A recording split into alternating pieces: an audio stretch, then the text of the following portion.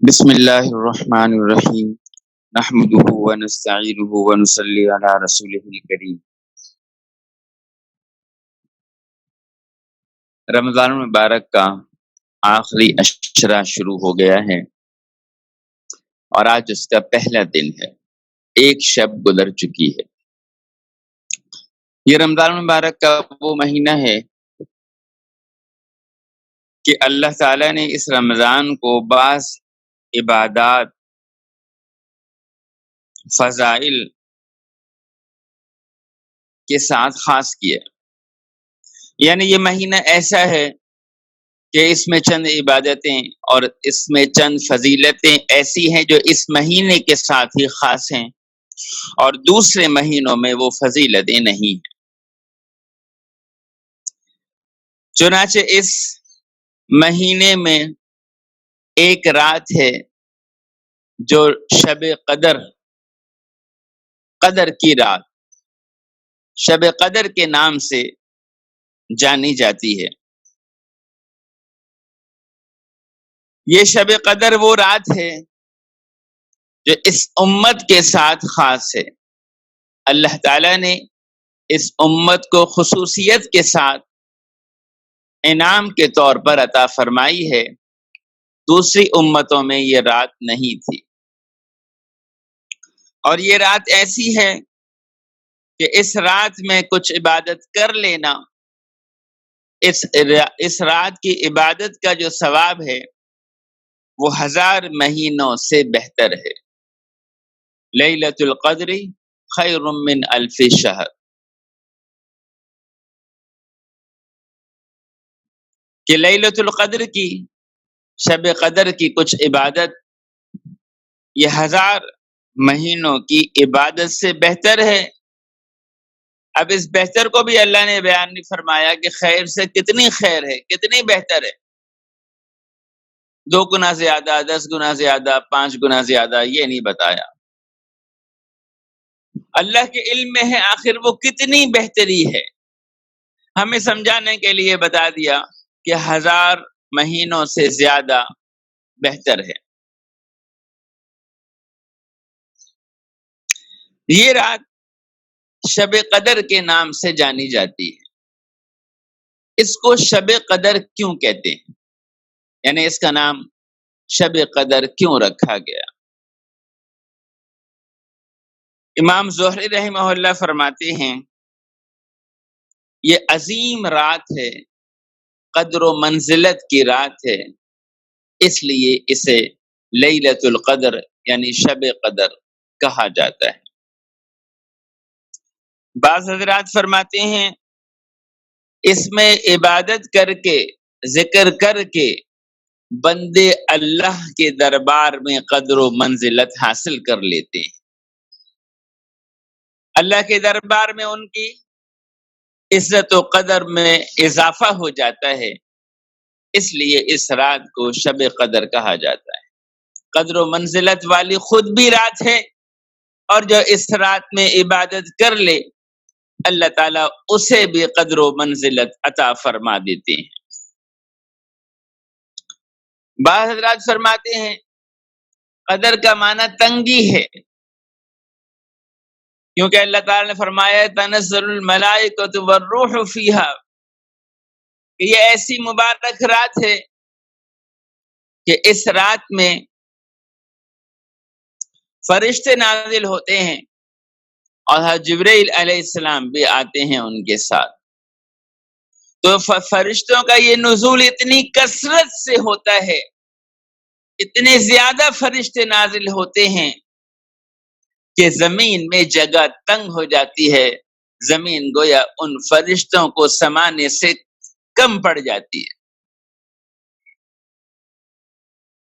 اور بعض عبارتوں سے معلوم ہوتا ہے کہ سدرۃ المنتہا تک فرشتے ہی فرشتے، فرشتے ہی فرشتے ہوتے ہیں۔ تو یہ وہ مبارک رات ہے، اس لیے اس کا نام تنگ پڑ، فرشتوں کے لیے جگہ تنگ پڑ جانے کی وجہ سے لیلۃ القدر، تنگی کی رات، یہ فرشتوں کا اتنا نزول ہوا زمین میں سمانے کے لیے ان کے لیے جگہ نہ رہی۔ اسی طرح یہ رات آخر اس امت کو ملی کیسے؟ اللہ تعالیٰ نے یہ انعام کیسے فرمایا؟ حدیث میں آتا ہے کہ رسول اللہ صلی اللہ علیہ وسلم نے گزشتہ امتوں کی عمریں دیکھی، بڑی لمبی لمبی عمریں، اور آپ صلی اللہ علیہ وسلم کو جب معلوم ہوا کہ میری امت کی عمر تو تھوڑی ہے، آپ علیہ السلام نے فرمایا کہ میری امت کی عمریں 60 سے 70 سال کے درمیان ہیں۔ تو اپنی امت کی تھوڑی عمروں کو دیکھ کر یہ خیال ہوا کہ میری امت تو پھر ایسے درجات نہیں پا سکے گی، اتنا وقت ہی نہیں ملے گا ان کو اتنی عبادتیں کرنے کا۔ تو آپ کو ذرا سا خلق ہوا، اللہ تعالیٰ سے کہاں آپ کا یہ خلق برداشت ہوتا؟ اللہ تعالیٰ نے جبریل علیہ السلام کو بھیجا اور یہ رات عنایت فرمائی کہ آپ کی امت اس رات کے کچھ حصے میں، اس رات میں جو عبادت کر لے گی 1000 مہینوں کی عبادت سے بہتر ہے۔ ایک حدیث میں آتا ہے کہ بنی اسرائیل کے ایک شخص کا آپ علیہ الصلوۃ والسلام نے ذکر فرمایا کہ وہ اللہ کے راستے میں 1000 مہینوں تک ہتھیار بند رہا اور مسلسل جہاد کرتا رہا۔ صحابہ کو تعجب ہوا کہ اتنی بڑی بات، رشک آیا۔ اس پر اللہ تعالیٰ نے بدلے میں یہ رات عنایت فرمائی کہ تمہارے لیے بھی ایک انتظام ہو گیا۔ ایک روایت میں ہے کہ ایک دن رسول اللہ صلی اللہ علیہ وسلم نے حضرت ایوب، حضرت زکریا، حضرت حزقیل اور حضرت یوشع بن نون علیہ السلام کا ذکر فرمایا اور ان کی عبادت کا ذکر فرمایا کہ ان کی عبادت ایسی تھی کہ 80 سال ایسی عبادت کی کہ پلک جھپکنے تک بھی اللہ تعالی کی نافرمانی نہیں کی۔ تو صحابہ کو بڑا تعجب ہوا۔ اس پر جبریل علیہ السلام شب قدر کو لے کر آئے، حاضر ہوئے اور فرمایا آپ کی امت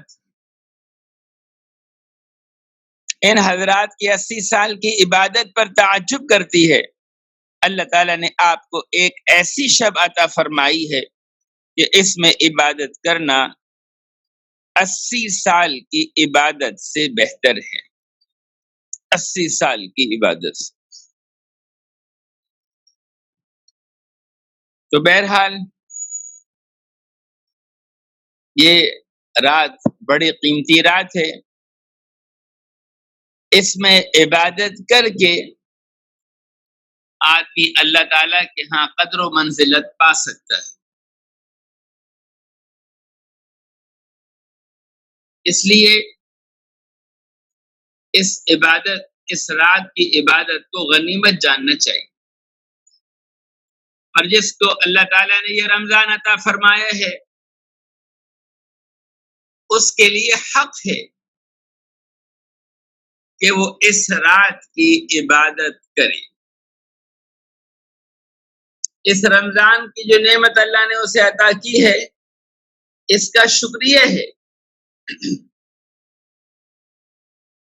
کہ وہ رمضان کی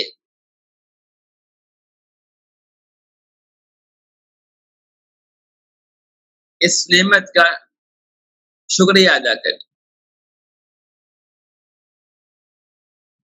پھر اللہ تعالیٰ نے اس رات کی رسول اللہ صلی اللہ علیہ وسلم کے ذریعے سے فضائل بھی بیان فرمائے کہ آخر شب قدر ہے تو کیا ہے۔ چنانچہ آپ صلی اللہ علیہ وسلم نے فرمایا ہے کہ جو آدمی شب قدر میں اس مبارک رات میں عبادت کرے گا،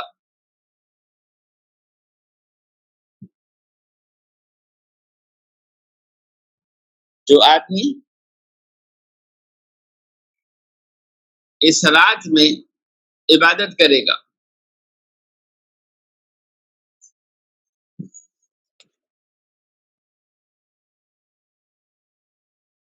اس کو اللہ تعالی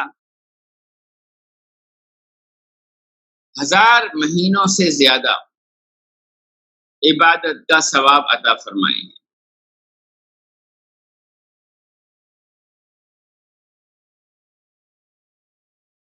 ایک حدیث میں آتا ہے جہاں پر صلوات والسلام نے فرمایا جو شخص شب قدر میں ایمان کی حالت میں یعنی یقین کے ساتھ کہ یہ رات اللہ نے عبادت کے لیے دی ہے، اس یقین کے ساتھ اور اللہ تعالیٰ سے ثواب کے حاصل کرنے کے لیے عبادت کے لیے کھڑا ہوتا ہے تو اللہ تعالیٰ اس کے پچھلے سارے گناہوں کو معاف فرما دیتے ہیں۔ تو اس سے معلوم ہوا کہ شب قدر میں عبادت کر لینا یہ گناہوں کے معاف ہو جانے کا سبب ہے۔ بعض روایات سے معلوم ہوتا ہے کہ اللہ تعالیٰ اس کے اگلے پچھلے بھی گناہوں کو معاف فرما دیتے ہیں۔ یہ اور بات ہے کہ علماء نے لکھا ہے کہ اس کا مطلب یہ ہے کہ کبائر سے آدمی توبہ کرے اور صغائر کو اللہ تعالیٰ معاف فرما دیتے۔ تو جہاں آدمی عبادت کرے وہاں اللہ سے توبہ بھی کر لے۔ توبہ کا مطلب یہ ہوتا ہے، دونوں میں فرق ہے، ایک ہے استغفار کرنا اور ایک ہے توبہ کرنا۔ استغفار کا مطلب ہے کہ کوئی گناہ ہو گیا، آدمی معافی مانگ رہے، اللہ غلطی ہو گئی، میں آئندہ نہیں، غلطی ہو گئی، گناہ معاف کر دیجیے۔ توبہ یہ ہے کہ یا اللہ معاف بھی کر دیجیے، آئندہ بھی نہیں کروں۔ ہم لوگ ڈرتے ہیں توبہ کرتے ہوئے کہ آئندہ تو کرنے کی نیت ہوتی ہے، اللہ حفاظت سے۔ تو توبہ بھی کر لیں، نیت تو کرے نا، دعا مانگنے میں کیا حرج ہے، دعا میں کیا کنجوسی ہے؟ دل کی سچی نیت کے ساتھ دعا تو مانگے اللہ تعالیٰ سے کہ اللہ تعالیٰ ہی توفیق دینے والے ہیں کہ اللہ میں تو نیت کرتا ہوں نہیں کروں گا، بس آپ مجھے بچا لیجیے۔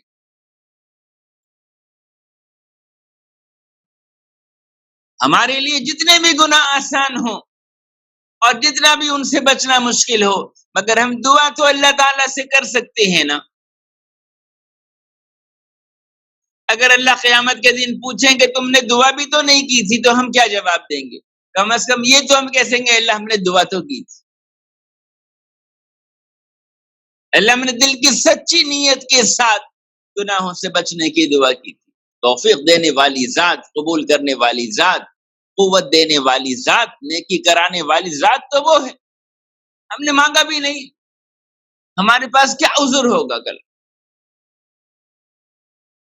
تو بہرحال یہ رات عبادت کی رات ہے اور اللہ تعالیٰ کی جانب سے جس کو رمضان مل گیا ہے اسے اس رات کو ضائع نہیں کرنا چاہیے۔ انشاءاللہ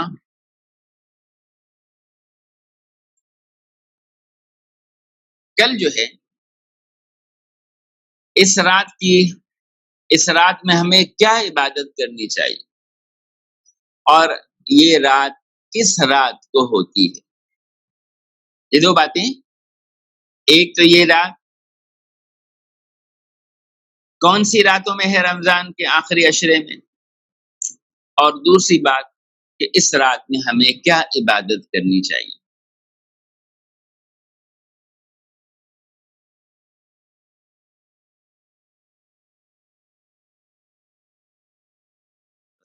محمد وآلہ وصحبہ اللهم صل على محمد عبدك ورسولك صل على المؤمنين والمؤمنات والمسلمين والمسلمات الأحياء منهم والأموات ربنا ظلمنا انفسنا وان لم تغفر لنا وترحمنا لنكونن من الخاسرین۔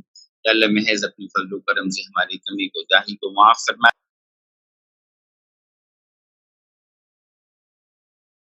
سے اس رمضان کو وصول کرنے کی توفیق عطا فرما دی۔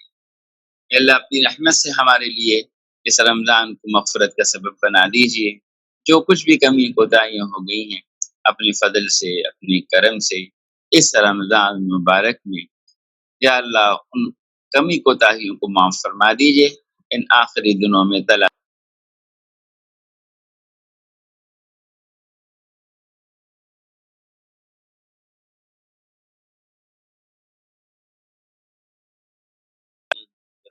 یا